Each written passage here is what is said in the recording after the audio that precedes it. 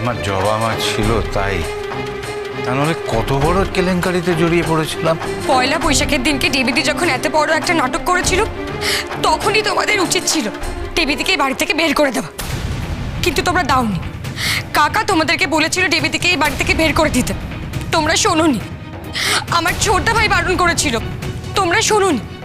মা, এবার তুমি বুঝতে পারছো তুমি টিভিকে এই বাড়িতে রেখে কতটা বড় ভুল করেছো? কি কি করেছিল পয়লা?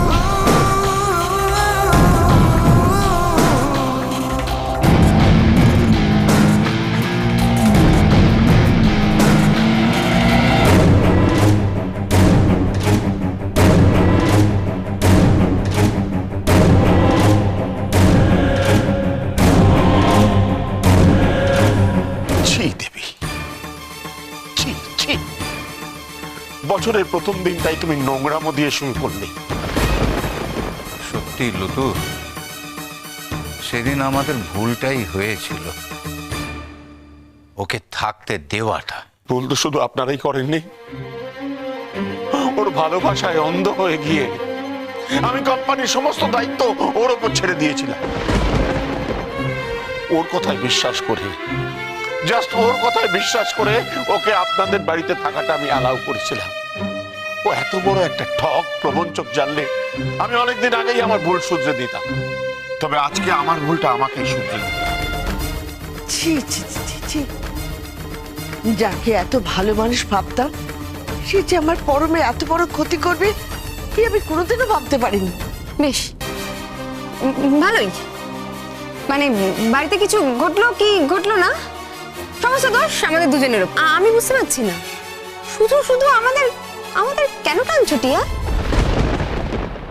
তুমি দেবীদের সাথে হাতে হাত মিলিয়ে আমাদের বাড়ির সবাইকে মিথ্যে বলেছো যে তোমার বাবা মার নাকি আজকে বিবাহ বার্ষিকী।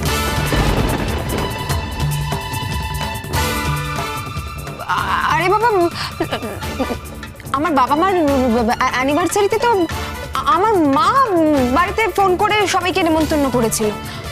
আমি কি করলাম বলো তো? পরবর্তী আমি যতদূর জানি তোমার বাবা মার বিবাহবার্ষিকী অঘ্রাণ মাসে, আর এটা তো বৈশাখ মাস। তুমি দেবী দিদিমণির কথায় এই বাড়িটা ফাঁকা করার জন্য তোমার মাকে দিয়ে মিথ্যে বলেছিলে, যাতে দেবী দিদিমণি নোংরা নাটকটা করতে পারে। কি তাই তো? আমি ঠিক বলছি তো পার্বতী? তাই না শোনা? আমি যখন বলেছিলাম তোমার বাবা মায়ের 25তম অ্যানিভার্সারি 16ই নভেম্বর, তখন তুমি কার্ডটা ছিঁড়ে ফেললে। তুমি আমার ভাইয়ের সংসার ভাঙতে চেয়েছিলে। ছি।